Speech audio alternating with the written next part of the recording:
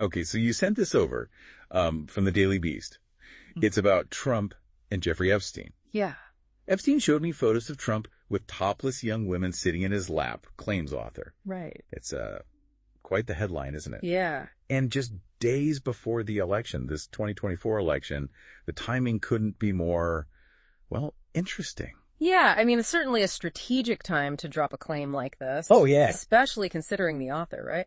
This is Michael Wolff. Oh, yeah. You might remember him from that book he wrote, Fire and Fury, about the Trump White House. I definitely remember that one. Yeah, it caused a bit of a stir. It did. So what exactly is Wolff alleging this time? Well, he's claiming that back in the late 90s, Jeffrey Epstein, he showed him photos of Trump with topless young women at Epstein's Palm Beach home. Okay. Wolff even describes a telltale stain on Trump's pants. Oh, wow. And the girls pointing and laughing. Oh, my gosh. According to the article, these photos were supposedly kept in Epstein's safe, right, which was, as you know, seized by the FBI in 2019. Oh, wow. Okay. There's a lot to unpack here. A lot to unpack. First, just for context, can you remind us about Epstein? Yeah. And why this is such a big deal? Yeah, of course. So Jeffrey Epstein, he was a convicted sex offender. Right. And he was known to associate with a lot of very powerful people. Yeah. His death in prison back in 2019 officially ruled a suicide. It's still, shrouded in mystery, and there's still a lot of speculation around it. Yeah.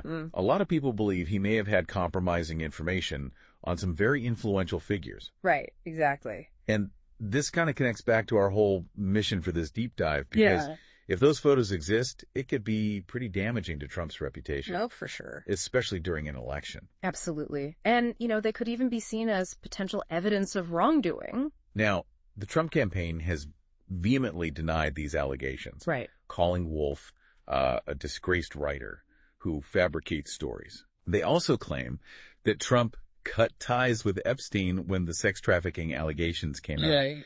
And even provided a quote where Trump says he was not a fan of Epstein and threw him out of a club at some point. Right. So, this denial really challenges Wolff's claims.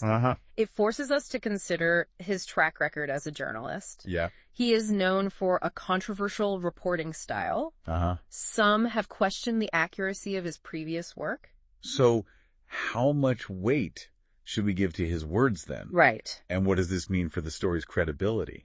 That's the core of the issue here, isn't it? Wolff has, stirred up controversy before, and his reputation definitely precedes him. Yeah. It'll be really interesting to see how the public weighs his claims this time, especially with the election, just days away. Now, adding another layer of intrigue to all of this is the mystery surrounding Epstein's death. Right. Wolff expresses his doubts about the suicide ruling, calling it implausible. But he also acknowledges that a cover-up would involve a massive conspiracy. A huge, It's a difficult situation to kind of reconcile. It is. It really is. Either Epstein managed to take his own life under incredibly suspicious circumstances, or somebody wanted him silenced. Right. And if it's the latter, what information did he have that was so dangerous? Yeah. It's like something out of a spy thriller. It really is. It certainly is.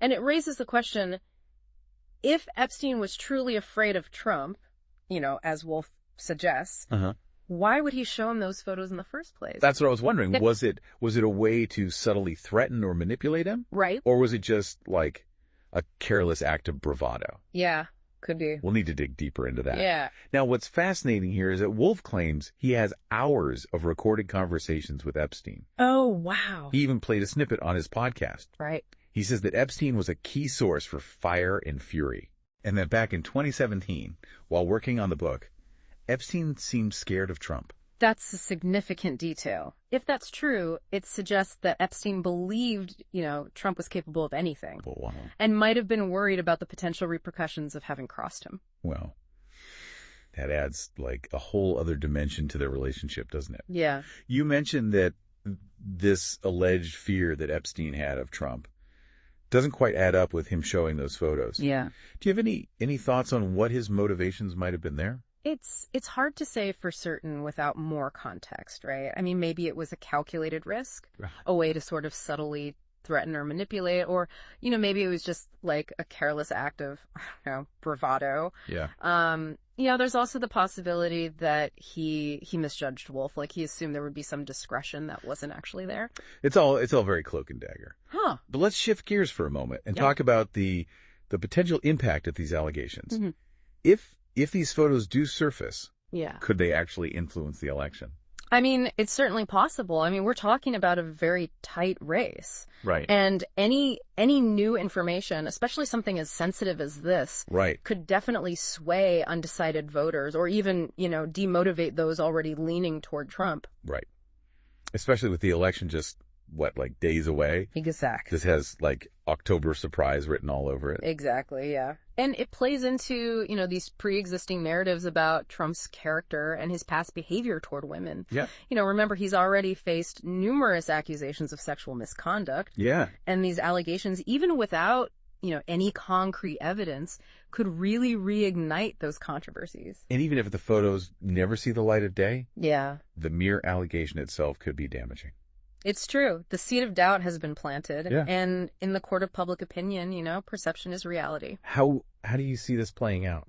Well, it's all about the narrative. Right. And this story, it feeds into a larger narrative about power, wealth, and the potential for exploitation. Right. It raises questions about who gets away with what and whether, the rich and powerful operate by a different set of rules. Right. It also makes you wonder about the role of the media in all of this. Yeah. Are they giving Wolff too much attention, considering his track record? Yeah. Or are they right to report on these allegations, even if they're, unsubstantiated? What are your thoughts on that? Well, it's a tough call. I mean, on one hand, journalists, they have a responsibility to report on potentially important news. Right. Even if it comes from, a controversial source. Mm-hmm. But on the other hand, there's a danger in amplifying unverified claims. Right. And giving a platform to someone who, might be exploiting the situation for personal gain. It's a delicate balance. Yeah. And one that the media is constantly grappling with. They are. Regardless of whether Wolff's claims are true, this whole saga, it shines a light on some uncomfortable truths about power dynamics and the potential abuse of privilege. For sure. Do you think this will lead to any, meaningful change? Or will it just be another news cycle that fades away? It's difficult to predict, right. But I hope this, at the very least, serves as a reminder that even in this day and age, we need to be, vigilant about protecting the vulnerable, and holding the powerful accountable. Right. Silence only perpetuates these kind of situations. That's a really powerful point. So as we wrap up our deep dive into this complex and sensitive topic, what are some key takeaways you think are important for us to consider? Well, first and foremost, it's crucial to remember that these are just allegations. Right. I mean, no photos have been made public. Right. And the Trump campaign has denied any wrongdoing. Yeah. We need to be cautious about jumping to conclusions or spreading misinformation. Right. We can't convict someone based on allegations alone, but this situation does make you think about the power of accusations and the potential for abuse within systems of power. Yeah. What can we as individuals do to address these larger issues? Well, I think it starts with awareness, right? Recognizing that these power imbalances exist and being willing to speak up against them is crucial. Yeah. And we also need to support organizations and individuals who are working to, create a more just and equitable society. Yeah. It's a long-term effort, but it's essential for progress. Well said. Yeah. This deep dive has certainly given us a lot to think about. Yeah, it really makes you think about the bigger picture, right? Yeah. Like if these photos actually do exist, what could this mean for the election? Yeah. Will they even have any real impact? Yeah. Or will people just dismiss it as just another unsubstantiated claim? It's hard to say for sure, Yeah. I mean, we live in a time where information, maybe misinformation spreads so fast. Yeah. And people, I think, have already formed pretty strong opinions about Trump. Yeah. It seems like people have already picked their sides. Mm-hmm. And it's hard to imagine anything changing their minds at this point. Yeah, that's true. I mean, it's a highly polarized, political climate. Oh, yeah. And it's possible, it's possible these allegations could actually energize Trump's base. Yeah. The people who see this as just a politically motivated attack. Right. Right, like that whole deep state conspiracy. Exactly. It still has a pretty strong hold. Yeah. On some people. It does. But then on the other hand, yeah. It could also, it could galvanize those who are already skeptical of Trump. Right. And sort of reinforce their belief that he's not fit for office. So it's kind of a double-edged sword? It is, yeah. It is. It's fascinating how this story, it acts as a sort of Rorschach test. Yeah. And it reveals more about the viewer's, pre-existing beliefs. Right. Than perhaps the truth of the matter itself. Yeah. It makes you wonder, how do we even, navigate this world of information overload and make informed decisions when we're faced with these, conflicting narratives? Yeah, it's a challenge. It's a challenge we all face in today's world. Yeah, it really is. Yeah. And it requires us to be critical thinkers. Right. And to carefully examine the sources of information. Yeah. And, consider different perspectives and just be willing to challenge our own assumptions. And maybe even admit when we just don't know something for sure. Absolutely. Yeah. There's no shame in acknowledging uncertainty. Right. In fact, I think it's a sign of intellectual honesty. Yeah, I agree. Well, that's all the time we have for today's deep dive into this complex and evolving story. We've covered a lot of ground, from the allegations themselves to broader questions about, truth and power and accountability and the media's role in shaping public perception. We have. And